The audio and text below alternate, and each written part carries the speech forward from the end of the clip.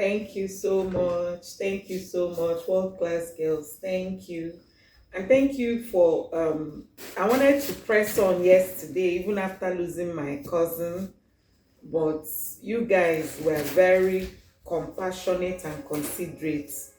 So I'm a bit better today, and we will continue our conversation from where we stopped the last time. So thank you, everyone. We will start with taking the questions that came up the last time. So then we'll now go to today's topic, which I titled "The Skills for Healthy Relationships." So the first question, someone asks, "Why is Amma? Can you read out the questions so that we can hear the question, how it came, then you hear the answer that I will give."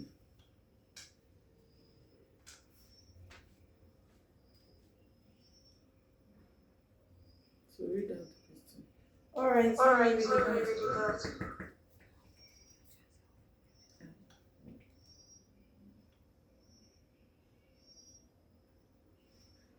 Okay, so Okay, good so evening, good evening, everybody. everybody.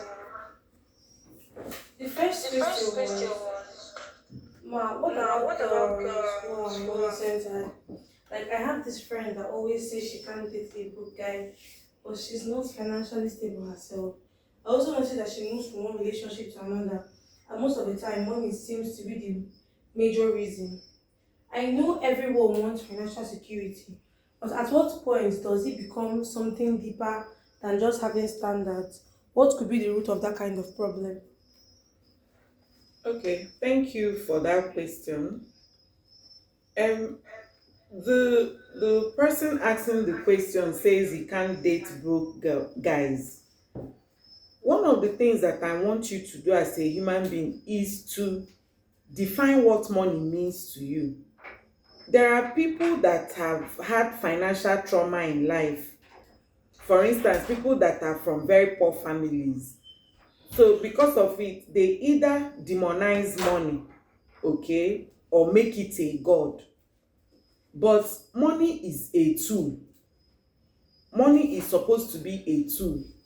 Having money and not having money is not supposed to mean anything per se for somebody that understands what money is.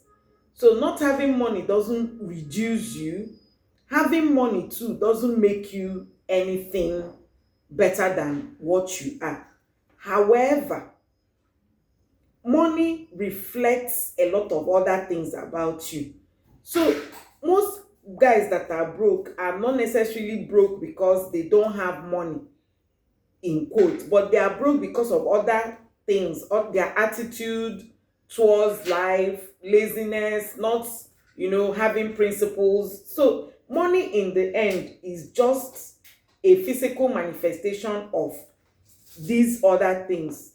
So the girl that is saying she can't date broke guys, what is your reason?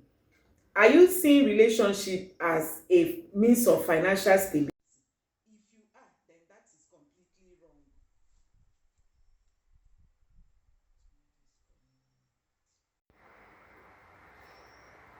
wrong. If you are, then that is completely wrong, to see money as you're using the individual. Other things should come first. So money is not uh, if a guy being broke for you means that is reflecting other things about the guy, then that's cool. But if a guy being broke to you means that he is your check, your financial plan, then that is wrong. So you can have values, you can, if your money centered, that center is not a stable center, because money comes and goes. Okay, now ask yourself, supposing you are dating somebody, and because the person has money, if the person ceases to have money tomorrow, what happens? So these are some of the questions that you may need to ask yourself. If the person you're dating stops having money, what happens? However, I encourage you to date somebody that has a millionaire mindset, a rich man's mindset, because it's the mindset that even if the money goes away, that mindset is what will bring the money back. So I hope I have answered this question clearly. What I have said is it depends on what being broke means to you. If being broke is a physical manifestation of everything about the person, it's okay. But if being broke is just a transient thing, and the person can, find his feet back, then seeing money as just the reason for dating anybody is a wrong thing to do. So thank you. Can I have the next question? Okay, thank you so much. Going So the next question.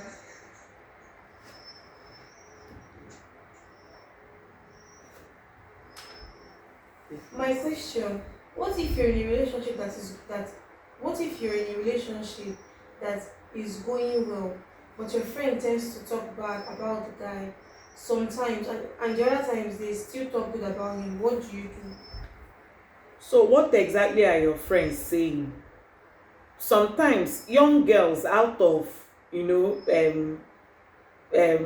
I call it lack of or deficiency of knowledge, can talk against somebody, because they already have a mindset of a guy has to be tall, handsome, rich, and so if the guy that is in question did not meet up to this standard, they will talk against the person. What exactly are they saying? Or these your friends, are they people that like you and are pointing out red flags? So you need to be sure of what exactly your friends are telling you. And these your friends, what are the criteria for your friendship with them? Like I said the other day, some of us are friends with somebody because we are all in the same group. Your friendship with those people, is it a value based friendship? If it's a value based friendship, then you may need to listen to them and know what they are saying. But if it's just girls that are following the trend, following the algorithm, following social media, then you may need to look again.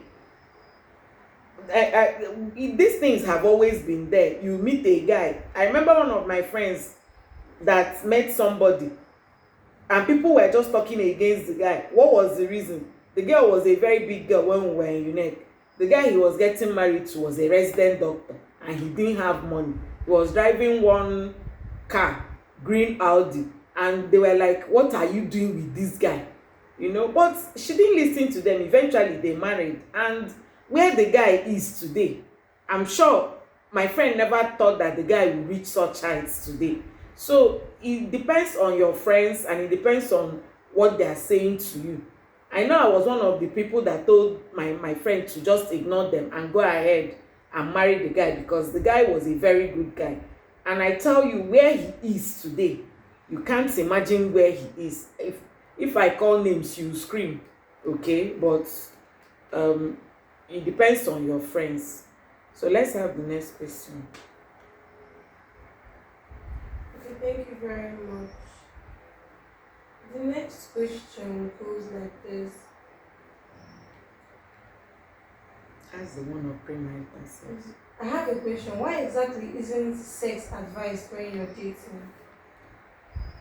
Why exactly isn't sex advised when you're dating? Wow, I like that question. It's coming from a very sincere person, and I must thank the person that brought up the question. Is a very courageous one. So why exactly is sex wrong, or what? Why exactly is sex not encouraged when you're Okay, dating? why exactly is sex not encouraged when you are dating? Excellent question. Now, I don't want us to look at it from the point of, is he right, is he wrong? I, um, this conversation is about wisdom and foolishness. Why exactly would I not encourage sex during dating? I have so many reasons. The first is that the fallacy that was sent, that is continuously being sold to us on sexual compatibility, is all lies. And I tell you, there is really nothing like sexual compatibility before marriage. Now, if you meet a guy and the guy is all that you want in a husband, no matter what, you're going to force yourself to be compatible with that person. And vice versa. Supposing you're one very beautiful girl and all that, and and a guy wants you by all means, he's going to do things that will make you believe that you are sexually compatible. And then after marriage, the story is a different ball game. There is nothing like that. People grow into these things. Whoever made us to believe that, oh, your first sex is very interesting and all that and all, so they lie to you. You grow into these things. You keep learning yourselves. You keep learning yourselves. You keep improving in yourselves. So throughout your lifetime, you're learning about your sexual likes and dislikes, and you are improving. So there is nothing, sexual compatibility is not cast in the stone. So that's the one reason why people say, when I'm dating somebody, I must sleep with the person. So there's nothing like that. Those are lies. And you will find out that when by the time you get married, you find out that sexual compatibility depends on a lot of other things apart from being sexually compatible.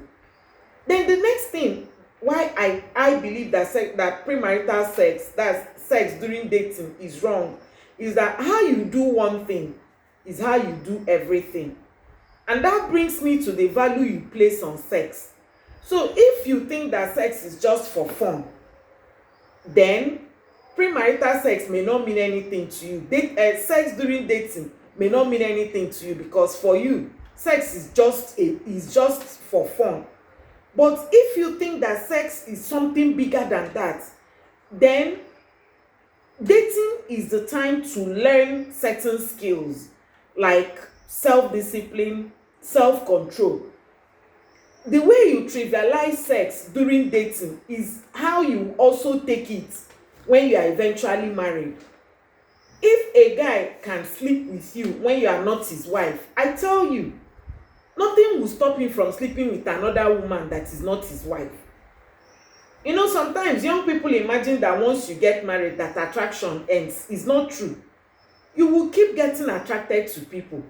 People will keep. I remember when I was pregnant with my first daughter, there was one man that kept chiking me, following me up and down, and I'm like, excuse me sir, I'm married. He says, I know, but I prefer married women, and I was pregnant. So what the point I'm trying to make is that marriage will not stop people from being attracted to you, and will not even stop you from being attracted to other people. So how you take sex during dating is still what to translate when you are married. So it's not you're sleeping with somebody that is not married to you when you're dating. Then when he's now married to you, you will not expect him not to sleep with other women. Excuse me, but you were not married to him and you were sleeping with him. So during dating is the time when certain skills are learned, the values placed on sex are placed. So that thing that will restrain you from sleeping with the person you're dating because you're not married to him will still restrain you and restrain him from sleeping with other women. There are a lot of stories. I've met a lot of couples. In fact, there is one case that I handled. What was the problem? He was dating this girl. This girl felt, oh, we are talking about marriage, and she slept with him. And up until now, the man still believes that he still is the same way he gave herself freely to her, that's the way she will give herself freely to any other man. We are still on the case till today. And yet I know another person, another man, that because he didn't sleep with his wife during marriage, and they slept after marriage, and he was the first person that slept with her, something happened, and the man told her, if I didn't know you, you would have gone back to your father's house today. So trust is built, and whether you like it or not, I've seen a lot of cases. In fact, there was one of the couples that we sponsored their wedding. The man insisted that their first son is not his child. Why? Because in his words, the way the girl, gave herself to him, that's probably how she gives herself to other people. How many will I count? How many will I not count? So we may think that these things are far-fetched, but by the time you get married, you see that men are the same. Bad character has no address. So the way he's treating you, the way you're sleeping with him when you're not his wife, that's how it's going to continue. Okay? Then how about sexually transmitted diseases? I can never forget a girl during my house job that came with her husband to be, and they came for HIV test. So by the time they tested, it was the girl that was positive, and she was crying. So I took her my time and started asking her, what's the problem? And she told me that she had had sex only once, and there she was, HIV positive. I started asking her what happened, and it turned out that it was the previous guy that she wanted to marry, and somehow the guy convinced her to sleep with him, and they slept, and eventually they didn't marry. But that single encounter ended up giving her HIV, and by the time they came for test, in front of me, the guy dumped her. The guy just said, "Echem no mmadụ ka nna anụ." For those that are not Igbo, that he thought he was getting married to a human being, and dumped her right in front of me. And the girl was crying, and what she told me is not even as if she enjoyed the sex, and on top of it now she got HIV on top of it. That was many years ago, about 20 years ago. Okay, I don't know what eventually became of that lady. So these are some of the wisdom versus foolishness. Then if you're a Christian, would you want to talk about the tenets of your Christian faith? Is it what God wants from us? If you're a Christian again, do you realize that the Bible said that by the time you join yourself with a man in intercourse, that you have become one with the person? And a lot of people are one with so many other people. And I forgot to mention that when we started doing contact tracing, because 20 years ago when we test for HIV, we would do contact tracing to know where the person got the HIV from. We contacted the man that slept with her, and the man had 3 other girls he was sleeping with. And out of those 3 other girls, one of them was a prostitute. So the same way we do contact tracing for HIV, I'm sure spiritually there is something like that. So by the time you become one with so many other people, you see that in marriage, you now have so many people you're comparing your spouse with.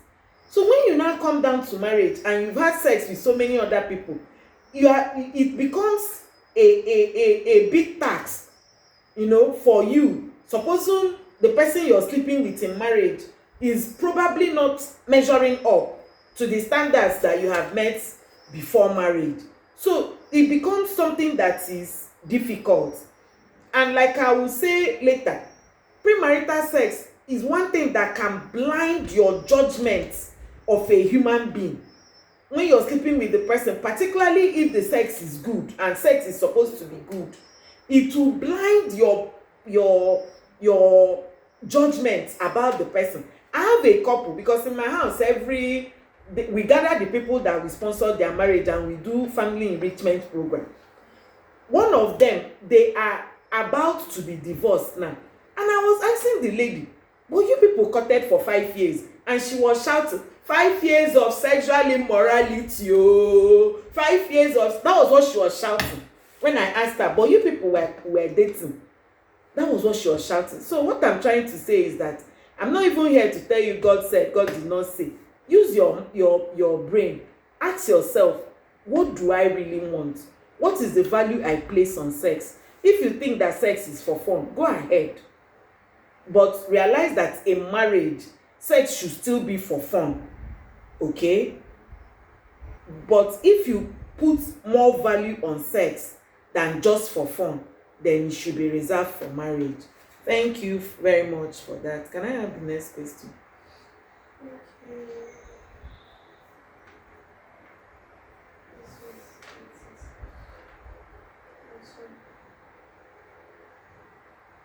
How do I Okay, build so the trust? next question. You mentioned that many girls who struggle in relationships often have unresolved issues connected to their relationship with their father. My question is, what if a girl has genuinely built a strong relationship with her heavenly father, but still feels the emptiness or longing? What's the next step? Can that feeling come from something else? How could she deal with it? Okay, thank you. It's a process. It's really a process. All you need to do is just to continue in your relationship with your heavenly father. When those feeling of emptiness come, you can still offer it up to God. Another thing you can do is to look for a father figure. Okay, my problem with father figures is that you really have to look for a good one, because some girls have been abused in their search of looking for a father figure that will fill up the space of their father. So you really have to look for a good one. So that's what I would suggest. Continue in your walk with God. Continue in, having a very good relationship with your heavenly father. But if you still feel that something is lacking, yeah, you can look for a father figure that would, do what you are lacking. But you must be very careful, extremely careful, because you may be abused. Okay. Let's take another one. Okay, thank you so much. So the second to the last question,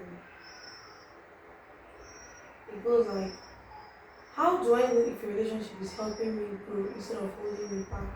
How can I build trust without becoming overly anxious or insecure? How to know if a relationship is helping you grow is that you already know where you're going. If you know what growth translates to you, you already have your vision statement and your mission. You know your journey. For instance, academically, you know where you're going. Financially, you know where you're going. um Career wise, you know where you're going. Even in your personal life, you know where you're going.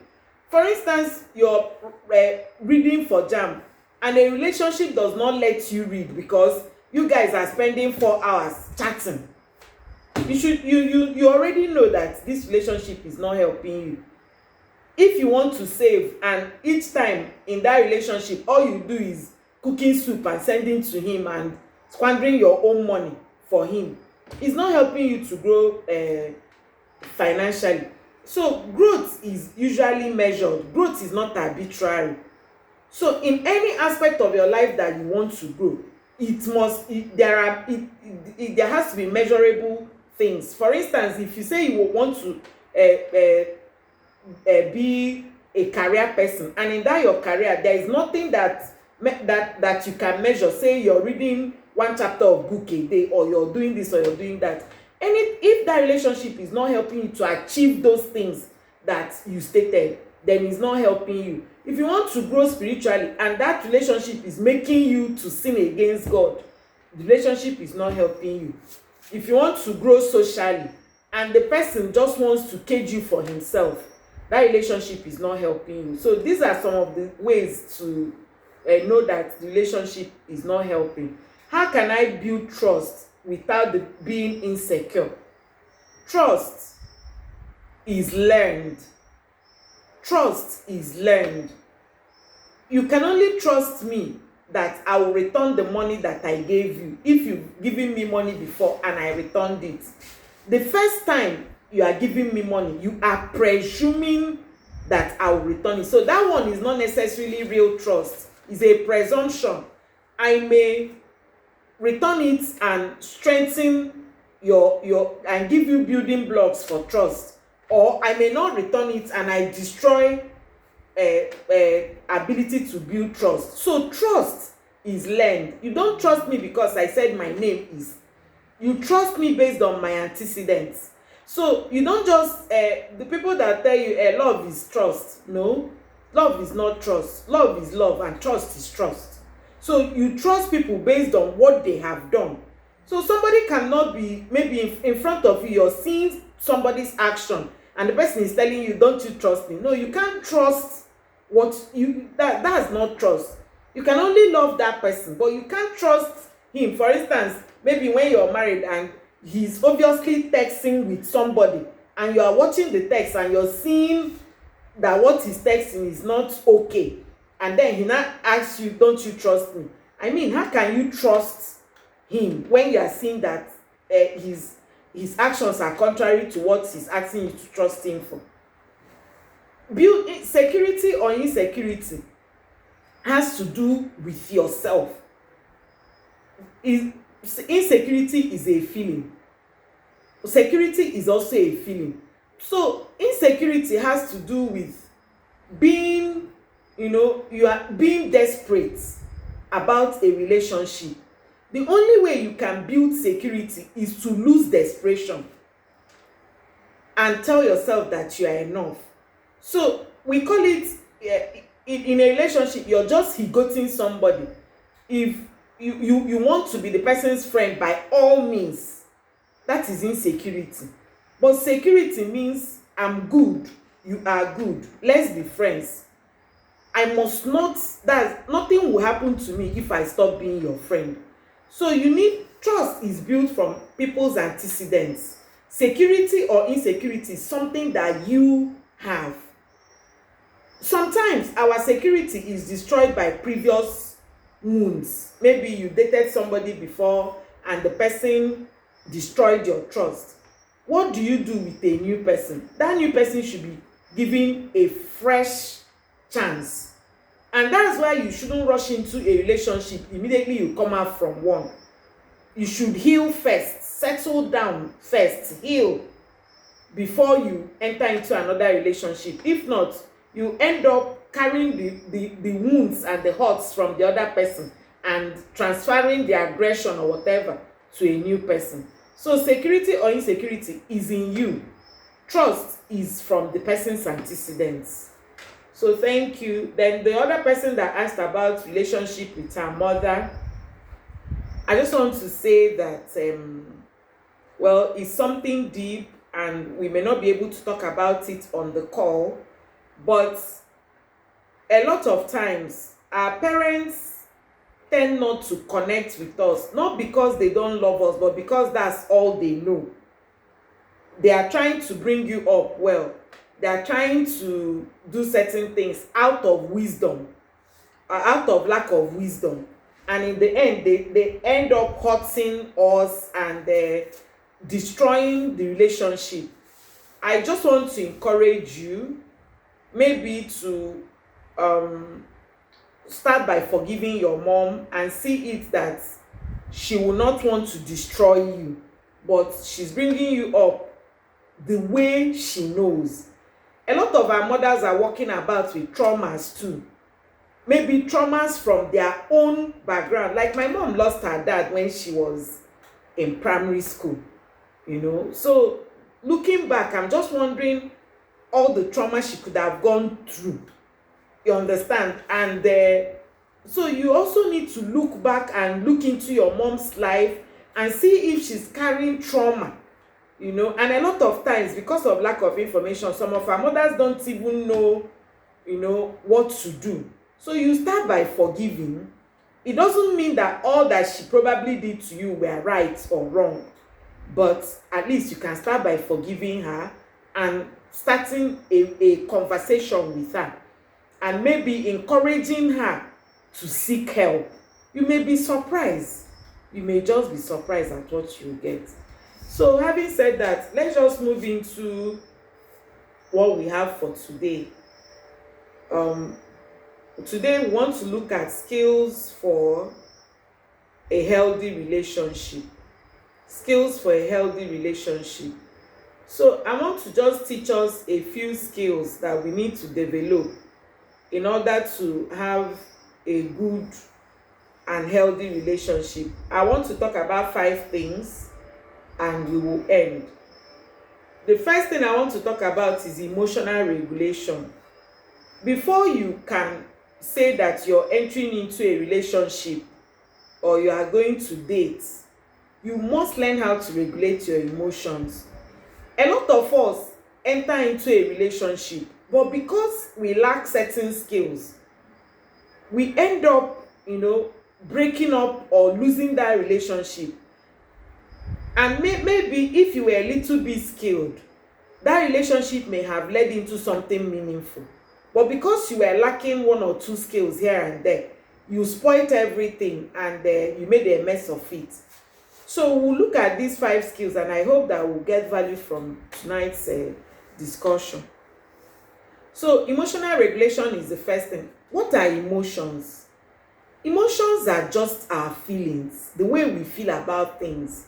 So we have a barrage of emotions, positive, negative. We have anger, we have love, we have joy, we have happiness, we have sadness, we have disappointment. So anything that you can feel is an emotion.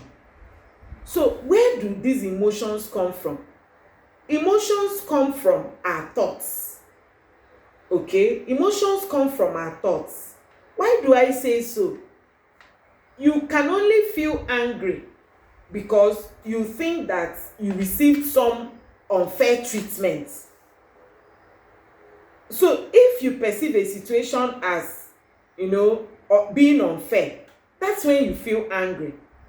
But somebody else may be in that situation, but because he didn't think that it was unfair, he will not feel angry. Okay?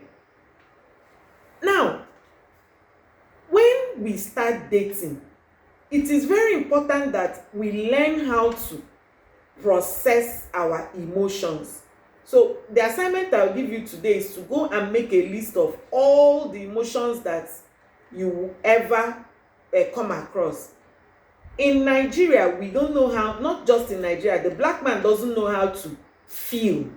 So most times we act out our feelings, and even it's not just acting it out, our bodies will even be somatizing.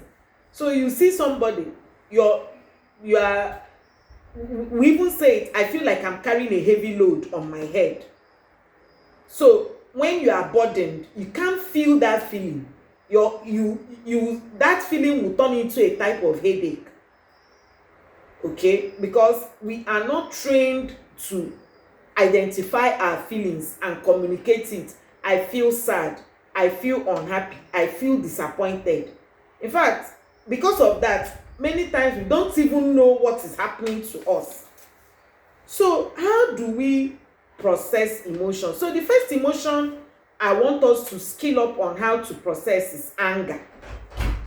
So I don't want any of us to imagine that, that I won't have to deal with anger. So how do I process anger? Supposing you're in a relationship with somebody and the person does something that offends you and you are angry, how do you process it? One of the ways to process anger and to manage anger is to pause. So when somebody annoys you, you must pause. You must pause. You must allow space between the action and the stimulus.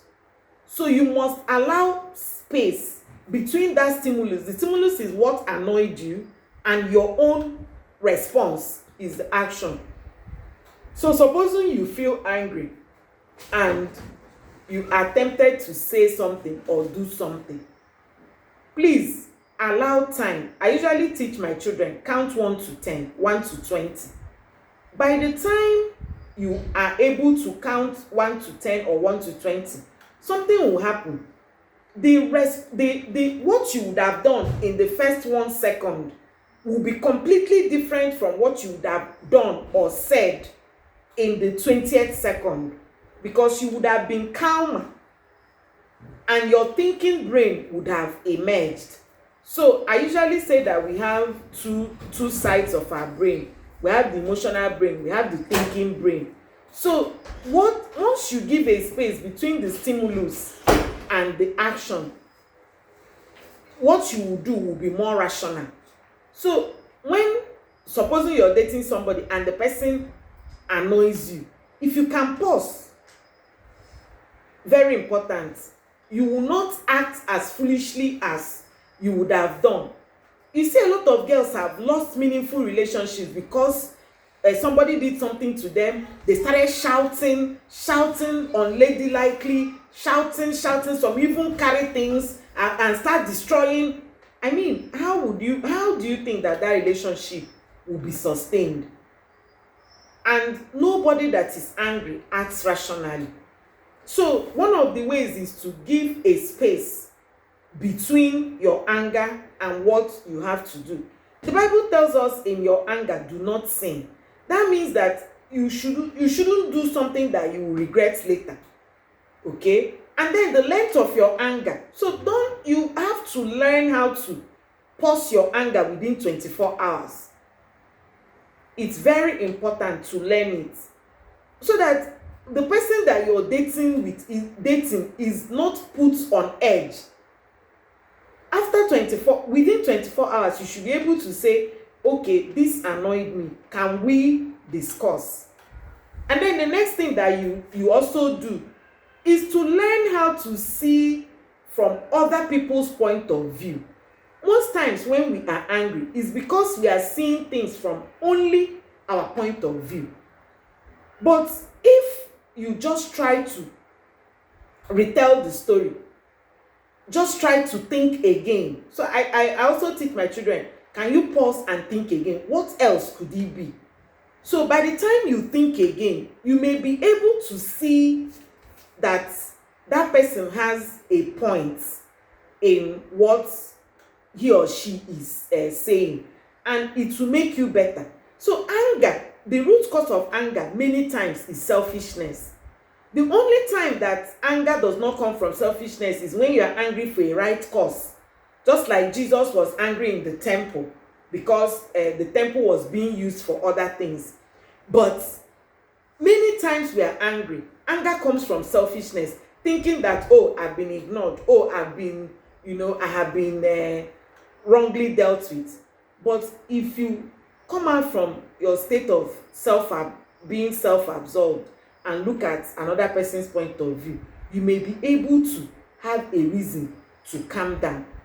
And in your anger, you must learn how to use I feel statements. I feel. So you don't attack people's personality. Instead, you state clearly what is making you angry without personality attack. You don't attack somebody and say, you're a thief, you're a liar. No, it is poor communication skills. We're coming to that.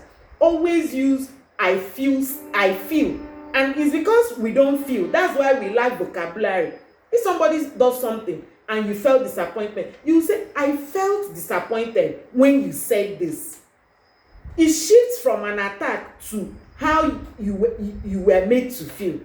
And it opens doors for conversations.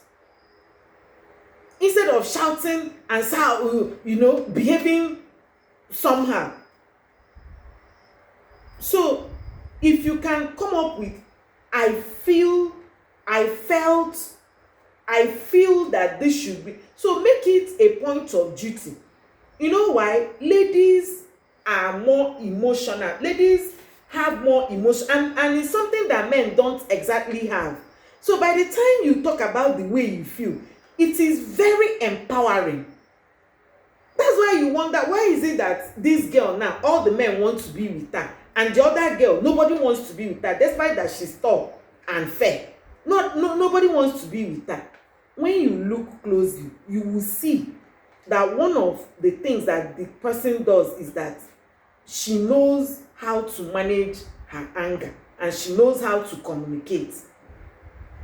Somebody stands you up, instead of calling him, you are mad, this, that. I felt disappointed. I felt unhappy when you didn't show up at the right time.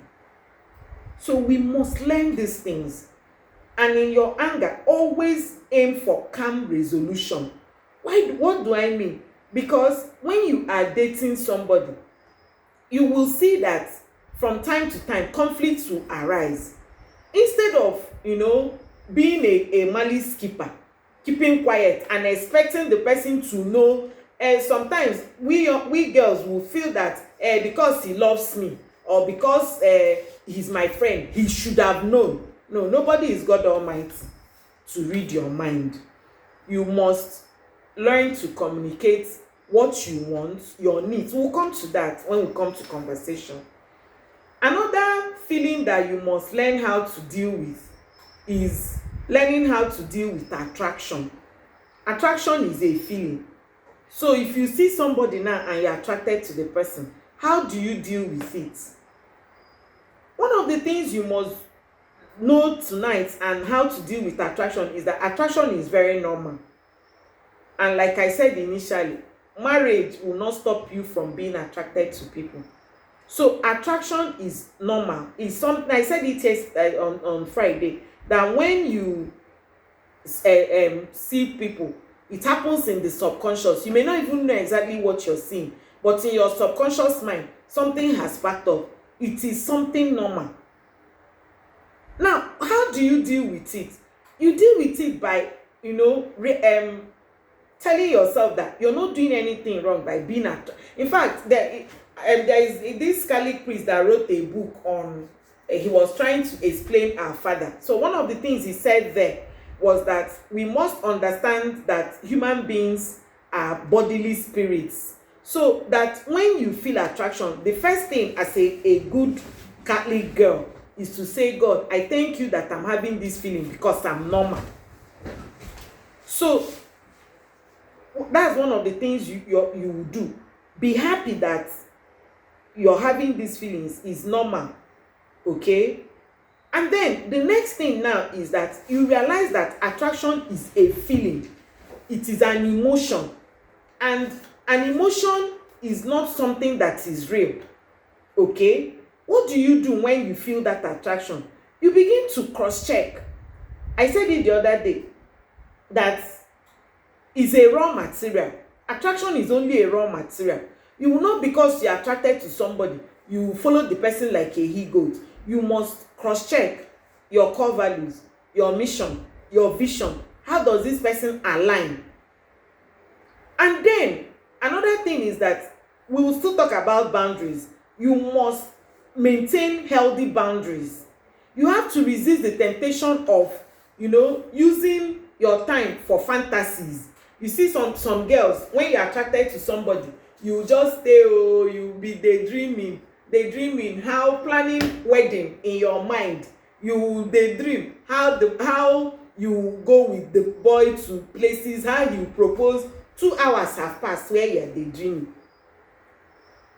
So you must resist that temptation, and one of the ways to resist it is by telling yourself to stop. Use that energy to do something else. Use it to do another thing instead of staying and fantasizing on the boy. Think of the things that you have to do for yourself and change the time and that time into something meaningful. And it's also very important to have a trusted adult that you talk to. You must have a trusted adult. So for people that feel, I can't talk to my parents, there must be an adult that you can trust. And when I'm talking about trusted adults, it has to be an adult that aligns with your values. So I had a cousin that when we were growing up, she was living with us in her house. In fact, she now told me that that as far as a boy has told you that he loves you, that you must sleep with the boy. It's not that kind of trusted adults that I'm talking about though. You have to find an adult that understands where you are going. Ideally, your parents should be the ones placing trusted adults for you. For those of us that are Catholics, there is something we call godparents. So ideally, that's the function of those godparents, because there are some things that you may not be able to tell your parents because they are your parents. And in fact, I don't expect my children to tell me everything, because I may overreact sometimes. But if you're telling a trusted adult, the person will be able to be more rational to guide you. So your parents ideally should be able to place trusted adults around you. But in case they did not, look around by yourself and find an adult. It can be somebody that you like their lifestyle. It can be somebody in your church. It can be you can approach. A lot of young girls have approached me to say, oh ma, can you be my mentor? So those are the kind of people that can be trusted adults. You can talk to them about things. So that's how to deal with attraction. How do you deal with disappointments? It depends on you. Disappointments, what can be a disappointment to me may not necessarily be a disappointment to you. So disappointment depends. It's not everything that is this. For some girls, they will break up with you if Valentine passes and you didn't give them a present. For other people, it doesn't mean anything. So you have your personal things, but how do you deal with disappointments? You cannot be talking about dating if you've not learned to accept another individual for their own individuality. You can't be talking about dating and relationship if you are too self-centered and self-absorbed and only your own point of view stands. So you must learn that people are people and people should be given space. People should be given, allowed to be themselves. If you don't like movie and you have a friend that likes movie, you can't bring the person down to your level of not liking movie. Like, I don't like football, but if my husband likes football, what will I do? Luckily, he doesn't like football. But if I marry somebody that likes football, will I stop him from playing football? The most I can do is to start liking the things he likes so that we can continue to talk about the same things. But you must allow human beings their space, and you must learn to accept. Many of us don't know how to accept other people. Once the person is not from your place, does not speak your language, does not say the same things in the way you say it, that person cannot be accepted. We must learn to celebrate people and their individual difference. And then we must learn to forgive. If you've not learned how to forgive, you cannot be talking about relationship, because real relationship invites people to be vulnerable, and in people's vulnerability, they can actually offend you. Sometimes people that we love can offend us while living their normal lives. People that love us and we love can offend us while doing their normal things. So you must have to appreciate that and learn how to forgive and let go. Sometimes you forgive and stay on. At other times, you forgive and move on. You must learn to identify when to forgive and stay on and when to forgive and move on. It's very important. So forgiveness does not necessarily mean you forgive the person and continue. Sometimes you can forgive and move on. And like I said before, you must believe actions. So if somebody tells you, I love you, I'll not beat you, I'll not beat you, and then before you even finish talking, he has said, had it been you're not my girlfriend now, I'd have slapped you. He will slap you when you stop being his girlfriend and become his wife. So you must believe actions and patterns better than your ideas. Many times when we're dating people, we date the idea we have of them. We are not even necessarily dating them, but we are dating the idea we have. In our mind, we have decided, oh, that they are such perfect people. That they are such perfect people. So we are dating the ideas that we have about them. So you must learn how to see actions and believe the actions and believe the patterns better than that thing that is in your brain. Okay, so other ways to deal with emotions and regulate emotions include journaling. You must learn to journal. You can write down. Another way is mindset shifting. So if you really like somebody and what the person is doing, you don't really like it, you may consider shifting your mindset. You understand? So for instance, if I think that black is not very good, and whenever I see black, I feel that black is bad, so that's a feeling, and I'm dating somebody and the person likes black, instead of me to always be feeling bad each time he's wearing black, can I consider mindset shifting, asking myself what exactly is bad about black? Why? Because many times things are actually neutral. It is the interpretation we give them that causes our feelings. A lot of things are neutral. If you remove God and remove values, many things are neutral. So we may consider changing our mindset about certain things so that we can have better positive emotions towards them. You remember Sound of Music, the children that are scared because of thunder. Um, so what Maria taught them was thinking of their favorite things. So thunderstorms stopped being scary and now became enjoyable because they could use it and think of their favorite things. So that's how mindset shifting occurs. Okay, so these are so we need to do work on our emotions, understand what emotions are, understand where they are coming from, and learn to regulate our emotions, particularly the emotion of anger, the emotion of disappointment, the emotion of attractions.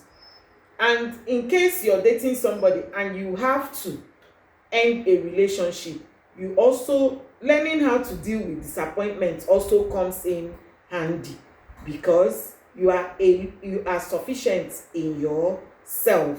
So if things are not working out the way it's supposed to, you can move on because you are whole.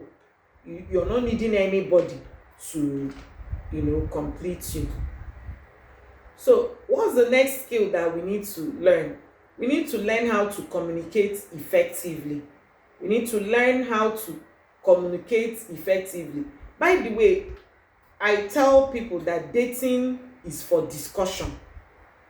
Why do I say so? The Bible says that it is out of the abundance of the heart that the mouth speaks. So if you're dating somebody and the person is not talking, my dear, you don't know that person. You must communicate. You that is dating, you must learn how to communicate, and you must get the other person to communicate. If you don't communicate, it's not dating that you're doing, because during dating you are trying to check each other's. You can't know somebody's values by just seeing the person.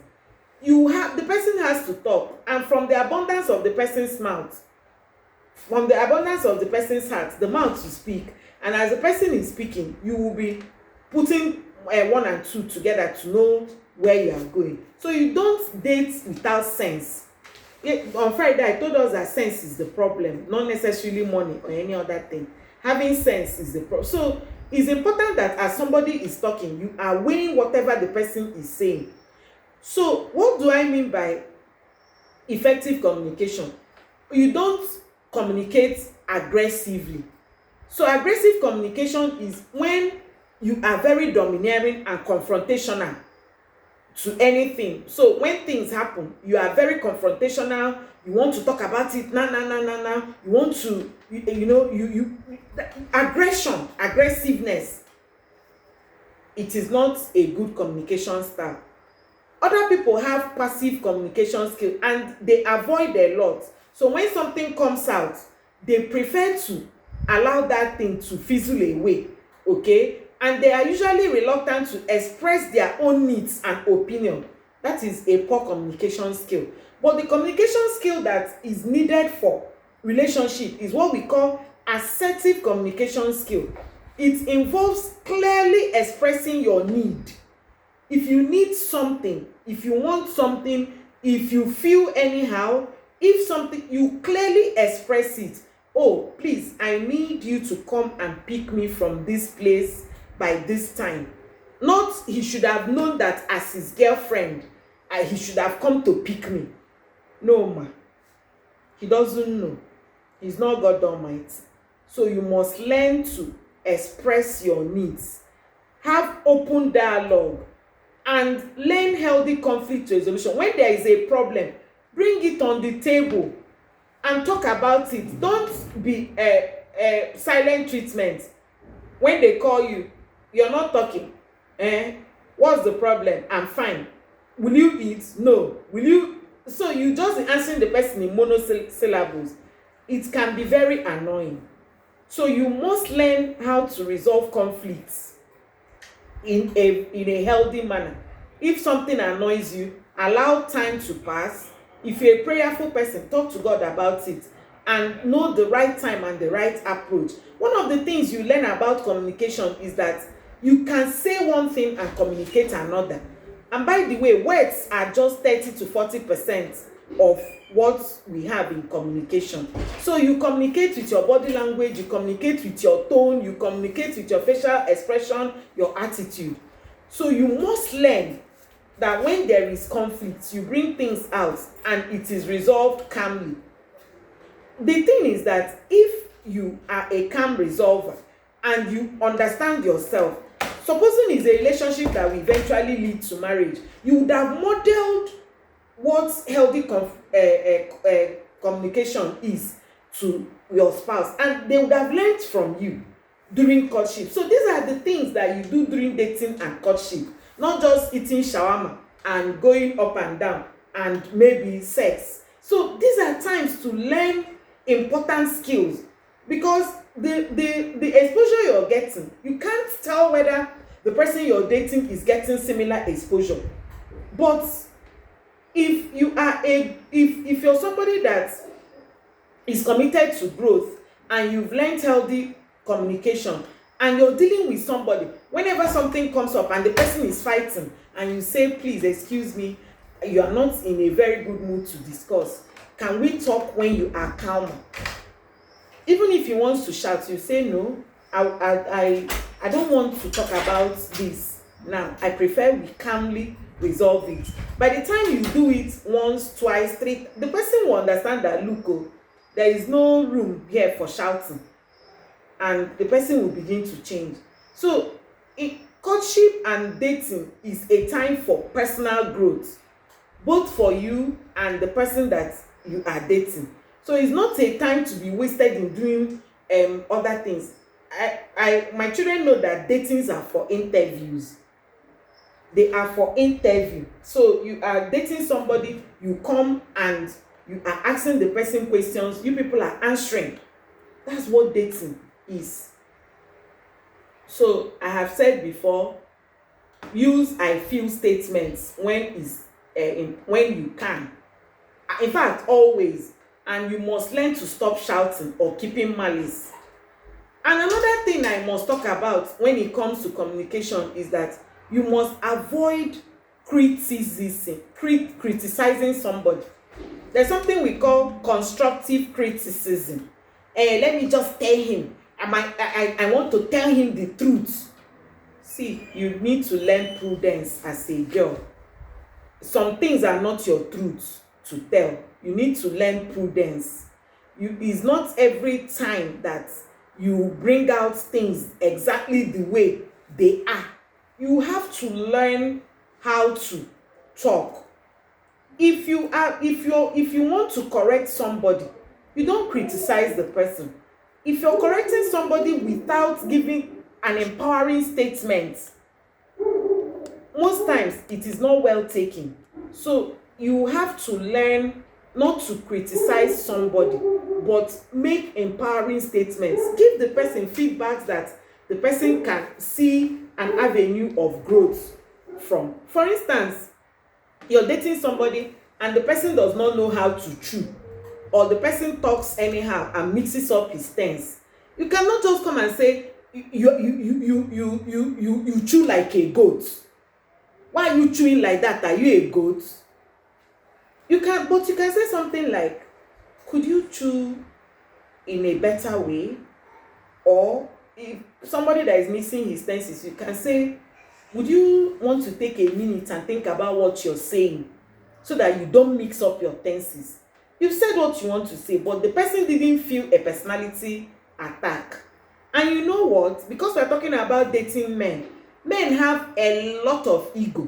So by the time you come and you are telling them, oh, you're missing your tense, oh, your shirt is dirty, they will think that you are attacking their ego. Whether you like it or not, men and women are equal, but they are not the same. They are not the same. So don't imagine that the way you talk to anybody, that you can talk to a man like that. You have to learn how to talk to a man without attacking his ego.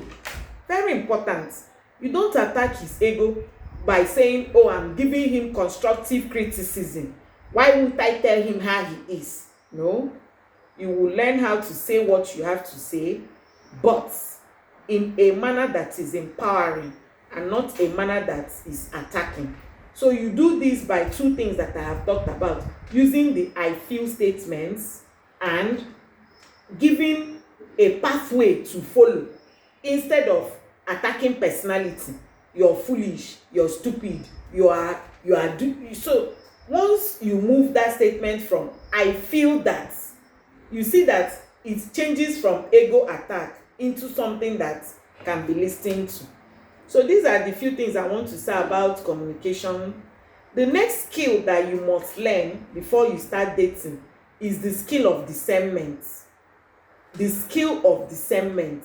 You cannot be in a relationship and you don't know how to discern. Discernment is what tells you what something is going to become. Knowledge, information is everywhere, but discernment is lacking. Discernment is what tells you, oh, this relationship is manipulative. This relationship is not going to lead to marriage. This relationship is just for a time being. Okay? I love spiritual discernment. So if you're a Christian girl, you must learn to have a good relationship with God.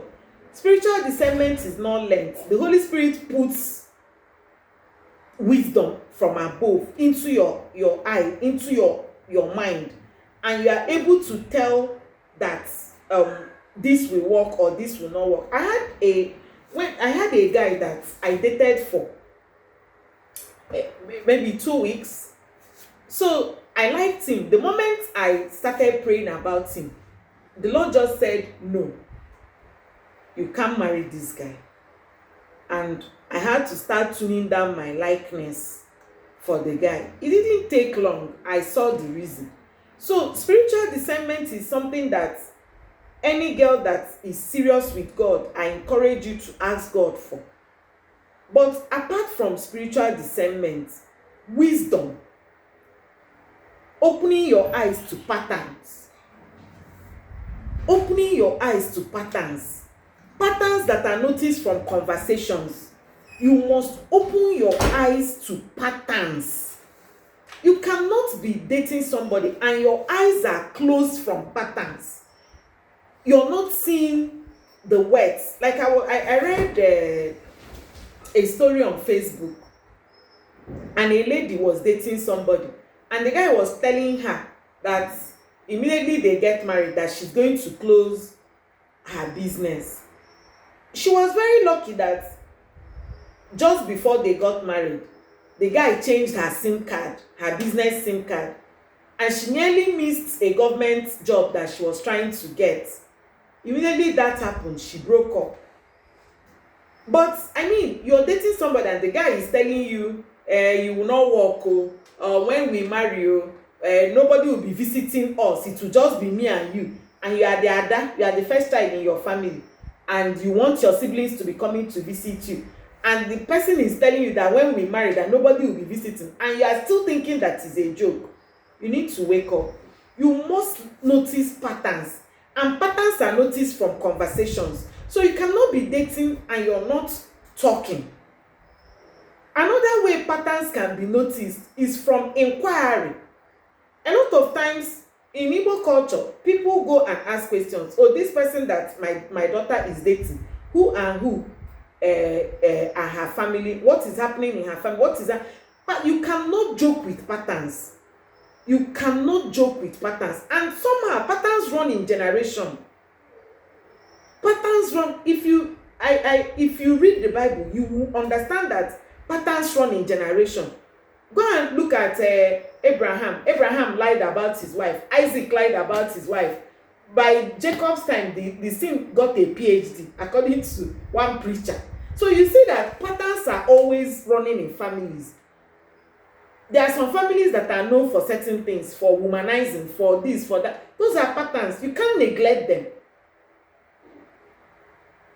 I'm not even saying you're looking for a perfect person, but if you see a particular pattern in a family, you ask yourself, what am I going to do about this pattern? Is it something that I want to work on, or is it something that I cannot cope with? It's very important. There are a lot of patterns that you have to be aware of. Something like love bombing. If you're dating a guy and the guy is throwing love bombs at you, it is a well-known pattern. What do I mean by love bombs? The beginning of the relationship, the guy is so all over you, buying you gifts like no other, calling you per second, bringing you gifts, admiring you, telling you that you're perfect, and all those are love bombs. And all that he's trying to do is to get you hooked on him. And at a time, there is also something that they call mirroring. Mirroring is like somebody that sees me now, he knows I'm a church girl, and then he starts sounding so religious so that I will think that he's equally a church boy and fall in love with him. You have to be careful. And at a time, you now start thinking, oh, this person is my soulmate. If anybody has made you think that you are their soulmate, be careful. Be careful. So these are patterns that you must notice. They are manipulative. That's a manipulative pattern, because they are manipulating you into making them the only thing in your world before they now bring out their real character.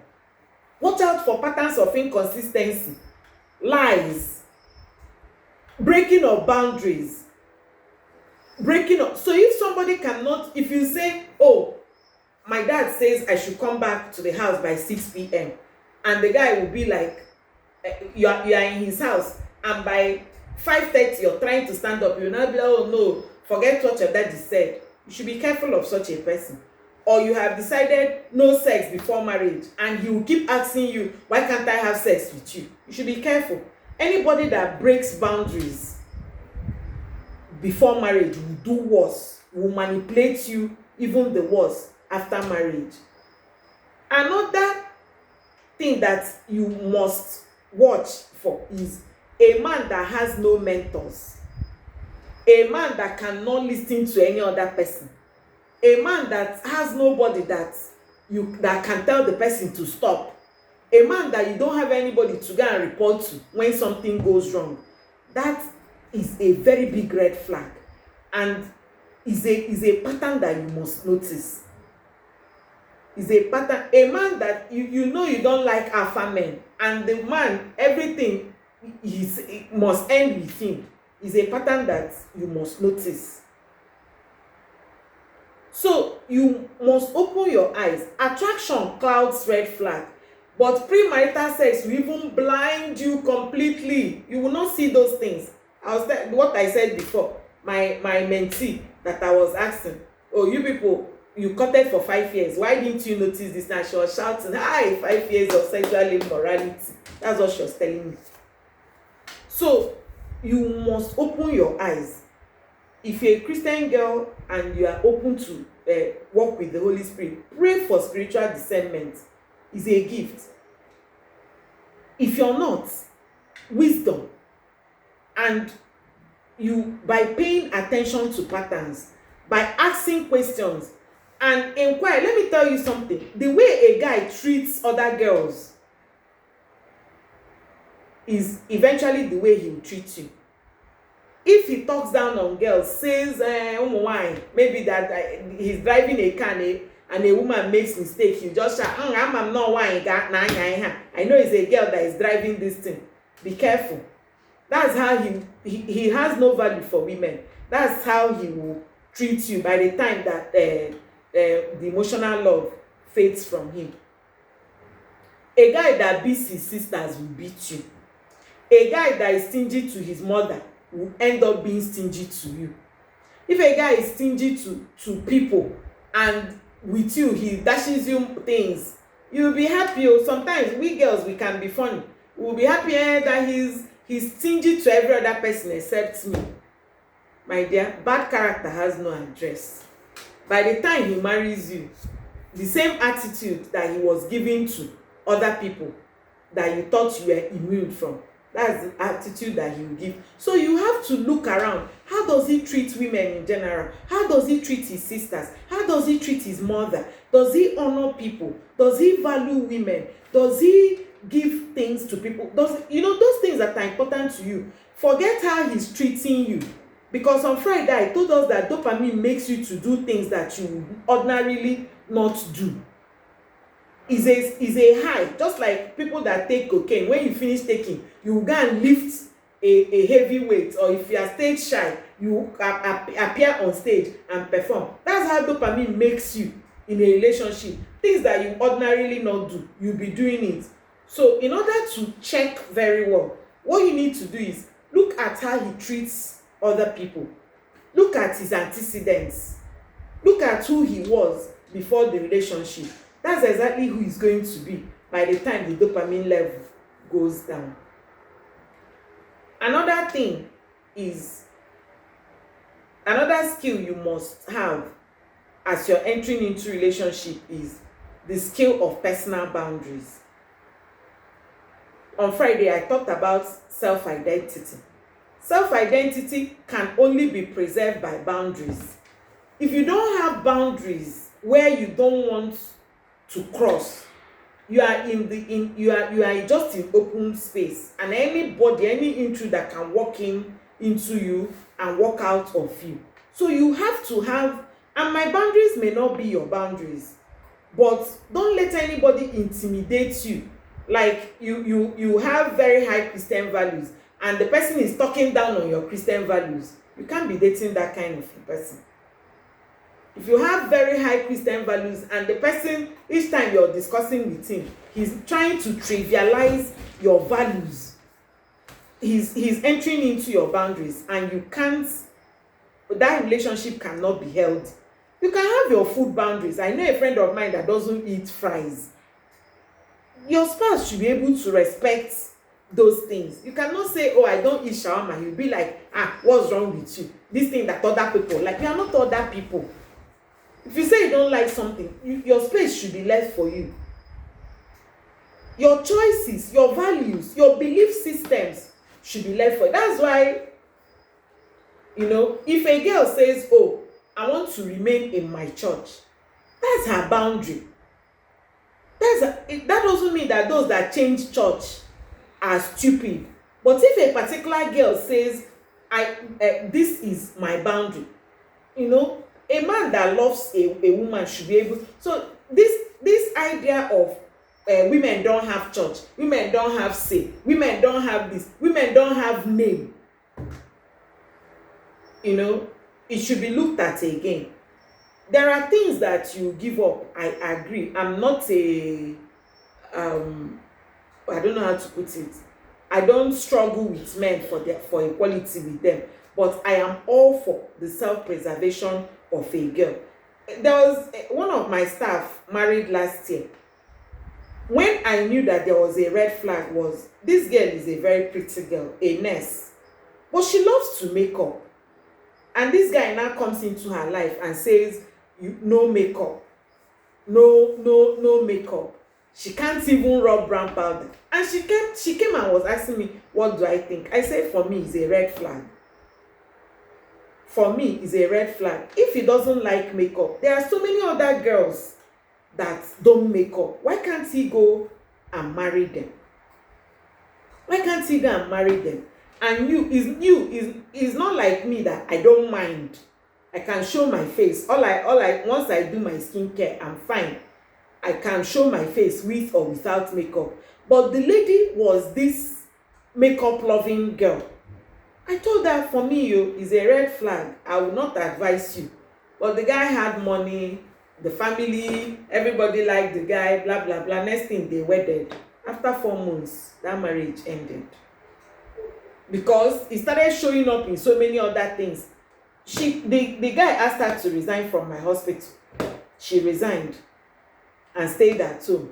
Before you knew it, problems everywhere. She would drive car and she would scratch the car. The guy would be angry. And so I tell people, how you do one thing is how you do everything. Why will you meet a girl and you want to change? It's a different thing if the girl says, okay, I don't mind.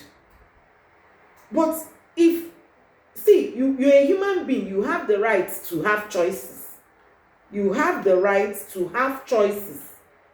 So you need somebody that will allow your boundaries.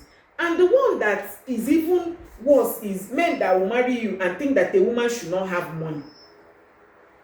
And they start showing it even during courtship. If you are attentive, if you listen to their conversations, you will be able to, if there was a guy I didn't marry because he told me that he believes that the woman should be the breadwinner. That date we went for was the first date, the only date, and the last date. I just packed my load and ended it. There are some women that don't mind being the breadwinner, but me, I don't want to be breadwinner. So it all depends, but whatever that is your boundary, identify it and understand, boundaries that don't have gates. Understand the one that they are real no-go area, and you should not be afraid to maintain your identity as a person. Preserve it. You need to preserve it too, because you really need to preserve your identity, because it's your identity that will sustain you and prevent you from suffering resentment later.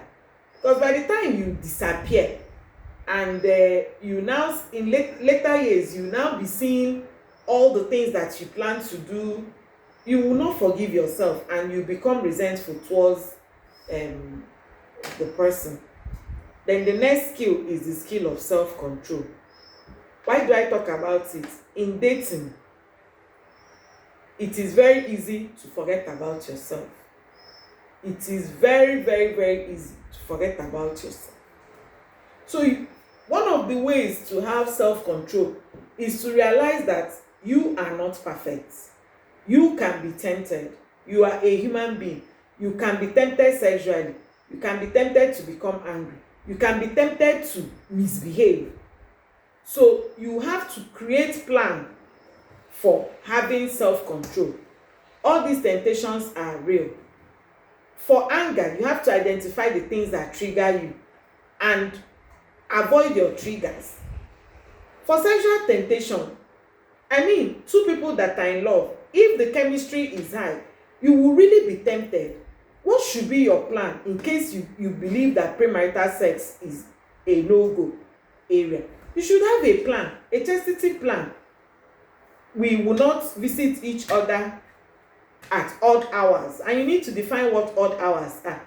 We will not be in lonely places alone. You can decide we'll be meeting in crunches or roots to talk. Like I said, datings are for interview, to talk and to spend time together. All right, so you set it specifically and agree that when this happens, something like anger, you can decide with your spouse or with your friend that when we are angry, we give each other 20 minutes, then we talk. For sexual temptation, you can decide when I feel that I want to have sex. Once I tell you, please, I need to go, just allow me to go. But the most important thing when it comes to self-control is to have accountability partners. And that's where trusted adults come in again. People are not self-moderated. Human beings are not self-moderated. So there must be people that you report to if you want to. So I had a girl that was living in my house and she was dating this guy. Of course, trust me now, I knew. But there was a day we asked her and she denied it. And she denied it and said what? That she's not dating this, that. I couldn't force her to tell me now, so we left her. What eventually happened, the boy dumped her with a text message and she fainted. So by the time she fainted, they poured water on her and now brought her back. What happened? She started telling her story. I didn't even say anything to her because if because the guy convinced her not to tell us, my husband and I, because if the guy knew that we knew that they were dating, there is no way he would have dumped my foster daughter with a text message. It is not possible. He would not have dumped her with a text message, knowing fully well that the foster parents were involved. That, so you don't date in isolation. You should, if your parents will overreact, involve people and be and once in a while you talk to them. Oh, we are doing, and if you're a Catholic, you're privileged, you can have a priest that you can talk to, okay? And if you're in other churches, you can talk to your pastor, talk to people. If you are not even a church goer, get a trusted adult. Get a trusted adult. So these are some of the skills that I feel are very important when it comes to dating. And there is something that is called dating plan. So after this program now, you sit down and talk about yourself and dating plan. Ask yourself, why will I date? Should I date for fun? Should I date for marriage? You answer that question. Decide. And then look at these 5 skills that I mentioned and score yourself where you are. Can I regulate my emotions? Have I learned how to communicate effectively, communicate my needs without shouting or ghosting? Have I learned how to observe patterns? Have I learned self-controls? What can I say are my boundaries? So if you acquire these skills, that's only when you can say that you are dating ready. If not, you will just be following trends, just be doing things because other people are doing it. Because I'm now in the dating age, I should date. But it will not be a healthy relationship. And supposing you're dating somebody and the relationship is not heading in the direction that you are going, you will do yourself a favor. Talk to yourself, because sometimes you would have invested a lot and breaking up is not usually easy because emotions are involved. But sometimes you may need to break up. So what do? There are some things that can help you when you want to break up. One of the things is knowing why you're breaking up with the person. Because why we find it difficult to move on when we break up is that we keep on ideal, that's we have an ideal of we have an ideal idea of the person, and so the person that we miss is the ideal, like especially those that receive some love bombing in the beginning. So the person that you miss is that ideal person that used to text you first thing in the morning, that used to buy things for you, that used to just read your mind and do things. That's the person you're missing. But the person you are breaking up is the wicked person that tells you lies, that is filled with inconsistency, that will not allow you to express yourself, that will trivialize your emotions as if they mean nothing, that will not validate you and validate your feelings. That is the person that you want to walk away from. So one of the things that will help you to walk away is focusing on that person that you are walking away from. But you cry and you feel bad because of the ideal person that you thought. So you must learn to believe patterns more than your emotions. You must learn to believe your visions more than your chemistry. So the person you're walking away from is the person that is leading you away from your mission and vision statements and your core values. That's the person you're walking away from, not the person that is doing you really, really, really in your heart. So if you tell this story to yourself, it helps you to move on.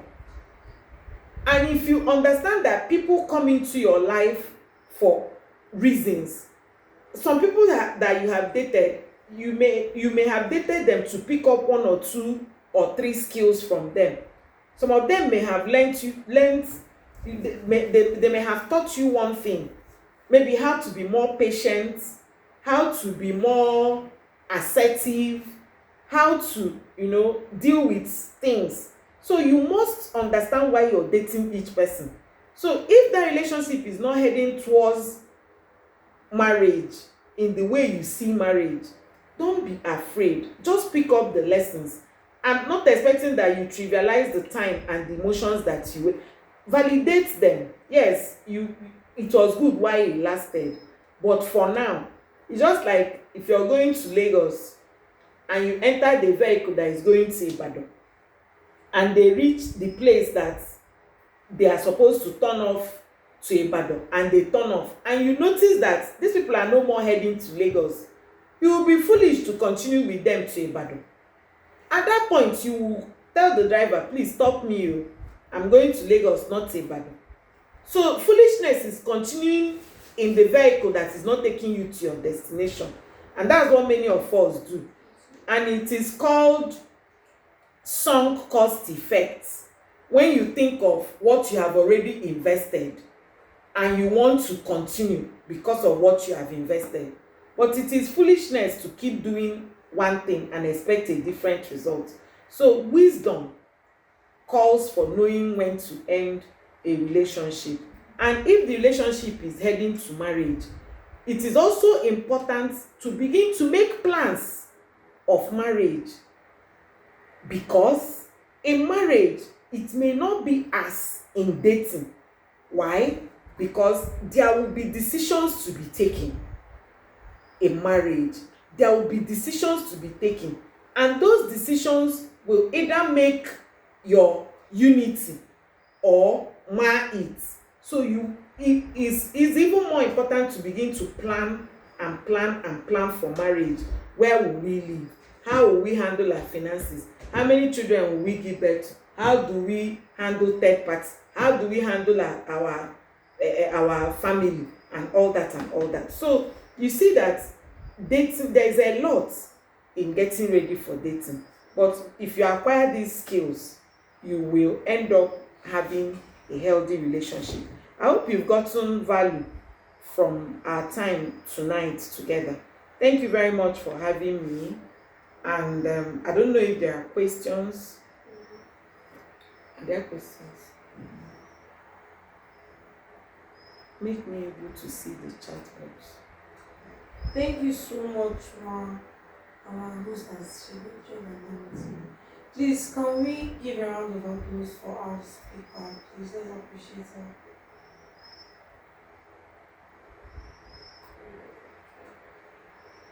Okay, so there are a lot of questions which we'll have to address right now. Okay, so I'll start with the first one. I'll call all the ones, say all the ones that are similar. Okay, so the first three questions that are similar are, Ma, please, I love everything you said throughout today. I just want to know, at what age should we start dating? And now I've started already, what can I do? Should I break up with him? I started dating when I was 15. I'm currently 21 now. What advice do you have to the 15-year-olds in relationships? Then, Ma, please, as an 18-year-old girl, can I have a boyfriend? Yes, these are the questions. Answer them. Answer them. I just want to talk once. All the questions. Okay, then the next question is it normal for a 18-year-old girl to date a 27-year-old boy? He's mature. Next one, how exactly do I evaluate guys? Because it's natural for guys to pretend to be someone else to get a girl. But what exactly should we look out for as standards? Not personal taste, but general sense. 2, how do I set boundaries? I personally believe that once we like people and start to care about little details, girls will literally try to communicate, forgive, and do other things, which are nice but can also lead to attachment. I don't understand. Girls will naturally try to communicate, forgive, and do other things which are nice but also lead to attachment. Even when he changes, as she said, we like to image them as We like the image we create of them in our minds. So how do we then break detachment, and what general boundaries do you believe are necessary in young relationships? How do we ensure we don't shrink or break ourselves in the process of a relationship? Aside from prayer, how exactly can we glorify God in our relationship and grow in Christ in that relationship? What's your opinion on age gaps between young couples? And the last one is, I find it difficult to tell my parents I'm dating, and I'm not close with any elders either. Who do I tell? Sometimes I want to tell my mom, but I always see the angry look on her face. My girlfriends know, but I still need an elder to talk to. How do you differentiate between healthy infatuation and early signs of obsessive controlling behavior early on before the signs are obvious? What does a mature, respectful breakup look for teens who share the same friend group or school classes? This sounds like plenty. Yes, definitely. Okay, you know what you're going to do for me? While I answer the ones on age, you just write it so that Okay. thank you again. It just shows that all of you were paying rapt attention.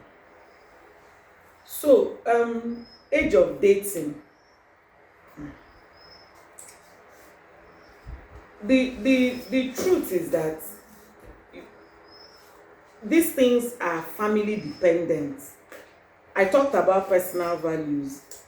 I am also an advocate of family values, and family values depend on your family. So I cannot come now and come and dictate for your family what is valuable to them, and I cannot come and dictate for you as an individual what is valuable. However, I personally think that starting to date at 15 years is too early, because yesterday I told you that the brain matures in phases. The brain matures in phases. The first part of the brain to mature is the emotional brain.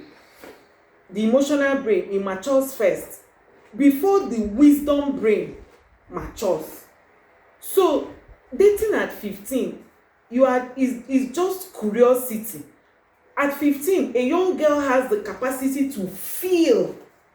A young girl has the capacity to be curious, but lacks the capacity to know the consequences of their action. So in my own thinking, I think that starting to date at 15 is quite early. I remember when I was 15, I was still in SS2. What did I know? Compare what I know that time and what I knew at 21, 22. I mean, it was a whole world of difference. So I will not encourage girls to date at 15. And for the person that said she's been dating somebody since 15 and is 21, I mean, that dating, maybe it was just for fun.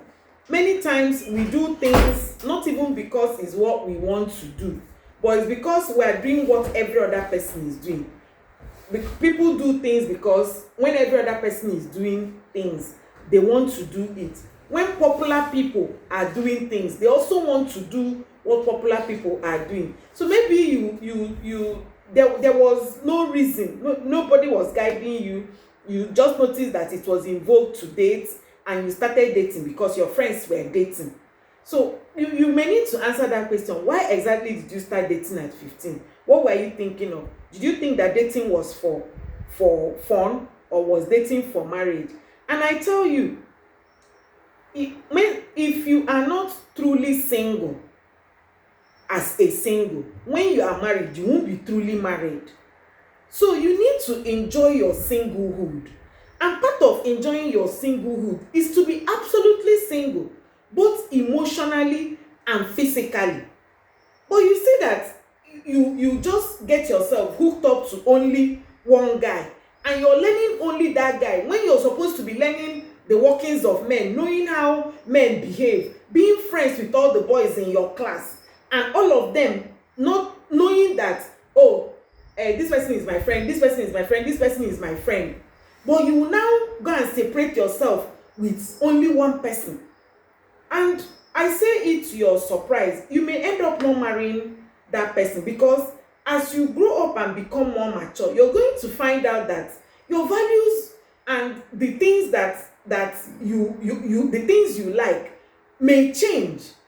And you may, that's why all these people that say, he paid her school fees, so because of that she went to university and she has seen the world from a different point of view, and she may not want to marry you. So there's nothing like marrying somebody out of gratitude, you know. So starting to date at 15, in my own thinking, is early, except maybe your family believes that that getting married at 15, 16, 17 is okay, then I cannot dictate for you. But which age should we start dating? I believe that you can start dating from 21 with the hope of courting for 1 to 3 years. Any courtship that is less than 1 year may not be very good, because in less than 1 year, like I said yesterday, you might still be enjoying the euphoria of dopamine, so you may not really know the person very well. And then when courtship or dating lasts more than three years, you will be suffering from see finish, so you may end up not marrying that person. So that's why dating has to be purposeful. Unless you're dating for fun, then I can't dictate for you, because I don't believe in dating for fun. But people do date for fun. But the disadvantage is that you are not truly single. So you're not expressing your singleness. And if you end up not marrying that person, you would have wasted precious years. You would have wasted precious years. And the thing is that people know that you're not married, but you act married. You act uninterested because you think that you have somebody. So that's one of the things that these things do for you. You don't live a balanced life. You're seeing things only from your point of view, and from it, so it takes you away. But real social skills are acquired from, in communities, not by singling out one person and learning only how that person behaves. But if you're friends with so many other people, you will get to see people get to test different aspects of soft skills. Some will test your communication skills, some will test your patience skills, some will test your teamwork skills. But by the time you corner yourself to one person and end up not marrying the person, and if marry another person, you will see that you only be downloading the things that you learned from one particular person, and won't be tell you if his character and his personality is completely different from the person that you married. So should you break up with the person, it is still your personal decision. But after this program, you should go back and ask yourself, where am I going? Yesterday, on Friday, I asked you to have a vision. Have a vision of yourself. Where will I be in the next 25 years? How does this person come in my journey in the next 25 years? So you need to answer those questions. Can an 18-year-old girl start dating? Like I said, it all depends on your family, your values. What do you want? Do you want to marry at 21? Do you want to? So I feel that if dating should lead to marriage, it shouldn't last less than 1 year. It shouldn't last more than 3 years. So that will give you a general guide on when to start dating. If you want to marry at 24, that means that at 21, you should be ready to start dating. Okay? What about the age gaps, 18 and 27 years? Now, what I want to say about age gaps is that age gap may actually be a number, because somebody may be 27 years but is very young at heart, very in tune with what is happening in the world of the 18-year-old. Or the 18-year-old may have a lot of wisdom and will be in tune with what is happening in the world of the 27-year-old. The most important thing about a relationship is communication. Can I communicate with this person? can we flow when we communicate? Communication is what leads to oneness. And in marriage, the whole aim and essence is being one, knowing the person. And you can't know somebody that you don't talk with. So if you people can communicate, then the age gap is only a number. But if you people are worlds apart, you are talking AI and talking ChatGTP, and the person will be like, what in God's name is ChatGTP? You see that you people are generations apart. So you may find it difficult. So I have friends that married people that were 10 years older than them, and they are fine. I even have people that married 5 years, and the man is very egotic and very archaic, and communication is not flowing. So for me, I feel that the age difference is really more of a number. That's my own thinking. Then somebody now said, how do I set boundaries? You don't just wake up and set boundaries. You need to know what is important to you. You need to identify, but in your setting of boundaries, please remember that you are not perfect. Because after this seminar now, we will all come out with the wings of angels looking for perfect men. You are not perfect. So you must bear that in mind and realize you cannot be looking for tall, handsome, and rich man. Meanwhile, you don't even have one financial skill. You don't know anything. So you have to up your game. Be the right person. So it's not about setting boundaries. The things you are setting a boundary for, are they worth setting boundaries for? You can't set a faith boundary when you are not a faith person. For instance, there are a lot of things you do that does not show that shows that you don't necessarily believe in God. And then when somebody comes to marry you, not tell the person, you must wed me in my church. Meanwhile, nothing about you shows that faith is one of your values. So when you set boundaries around things that are very important to you. Boundaries are for protection, and you protect things that are important to you. Boundaries, and you protect things that are important. So you need to look at your life and set back. So how you set boundaries is by determining, for instance, premarital sex is a boundary, and you set it and decide, for me, no sex before marriage. How will it protect you? Any man that comes and insists, oh, I must have sex with you before marriage, you know that that's not going to work. Another boundary, your career. You want to be a career person. So any man that comes and says you will never work. I understand that people can have seasons of life when, because of one thing, family dynamics or the other, they can stay for a while and not work. But you want to be a career person, and you just allow one omata man that decided that you just be an achalug. It's not going to work. I am not against achalugo. I'm not against being munyodogu. But if your own is that you want to go far, why would you now go and marry somebody that doesn't want any contribution from you? Okay? So there's something that anything that is important to you is what you set boundaries on. And let me use this opportunity and also say that you must focus on your focus. Like the lady that asked the previous questions on money. So if you marry a man because of money, please focus on his money. You cannot marry a man because of money, and when he doesn't love you, you start complaining. If you're dating a guy because of money, please enjoy the money, eat the money very well.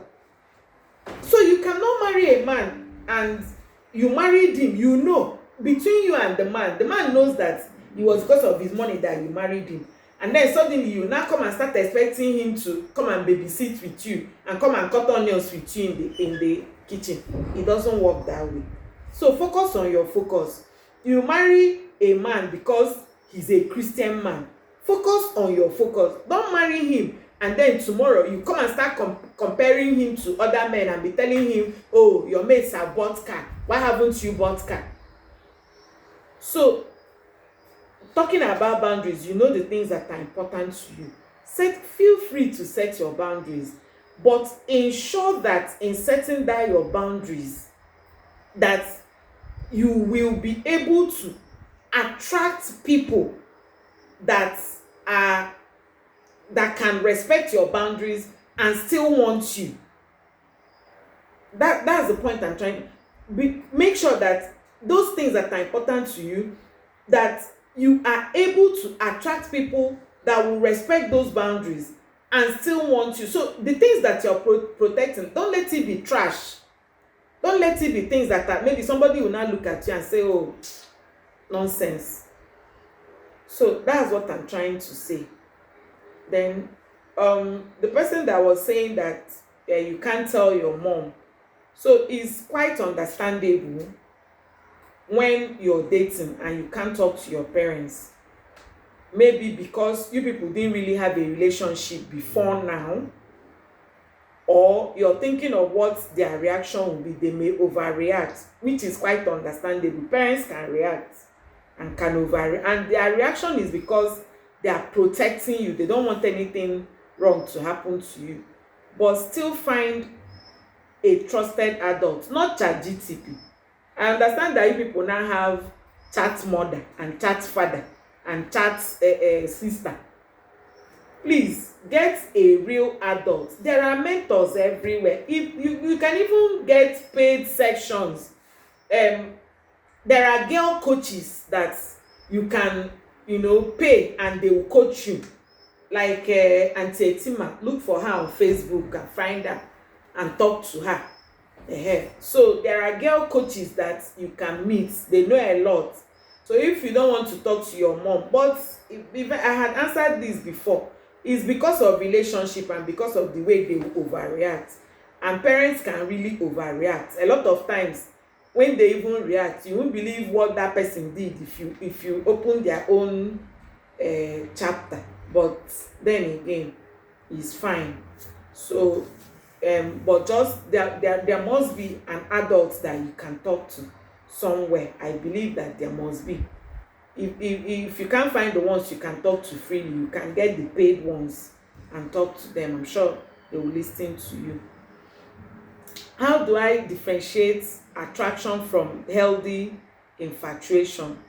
Well, the difference can really be thin line. Infatuation cannot be healthy. Attraction is, but infatuation cannot be healthy. Okay, so attraction is what you see in a person, especially in the subconscious, and you are like, okay, I like this person. But infatuation is when you keep ruminating on the person. You can't even do anything. The person's thoughts keep coming into your mind, and infatuation makes the person to be perfect. So you see somebody and the person is all perfect. You're not seeing any flaws at all in the person. You are not you can't control yourself. And a lot of times, it continues to spiral until probably it ends up in sex or something.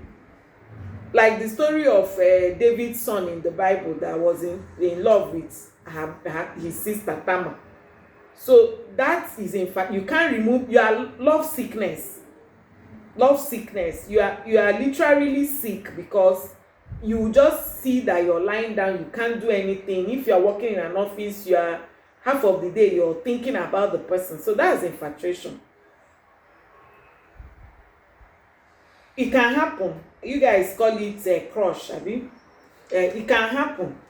But I already talked about how to manage yourself. It's a normal emotion, but it becomes unhealthy when you have become unproductive. So what do? You validate yourself, beat yourself in the chest and say, thank God I'm a girl, I'm a normal girl with hormones. What do? They are just feelings. You don't act on feelings. So you stand up and do the things you have to do. Okay? So you shouldn't base your choice of a human being, choice of a life partner, just on infatuations. You have to subject it to choice and reason. Ask yourself, is this the kind of person I want? I usually tell the people that I talk with, the best time to write the kind of person you want is when you are not in any relationship, your eyes are clear. You write down what you want in a guy, because once attraction and the elder brother infatuation sets in, you may not be able to see clearly. So all you needed to do is, I want a guy that fears God. Does this person fear God?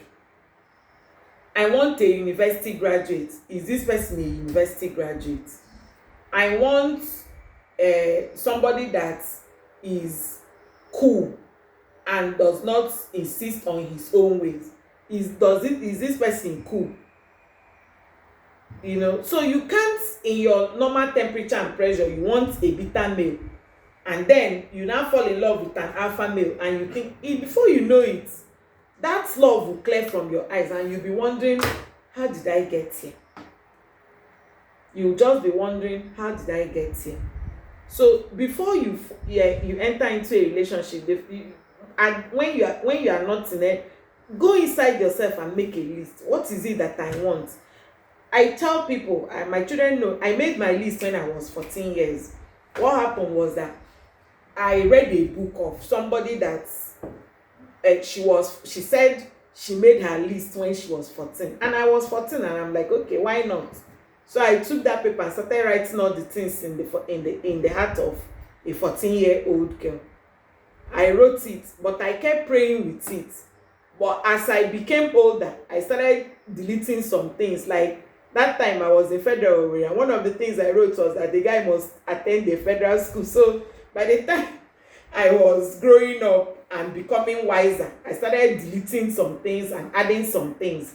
So that's why I feel for the 15-year-old that is already dating, because by the time I got to 21, 22, most of the I wrote over, and now I wrote one page and the back.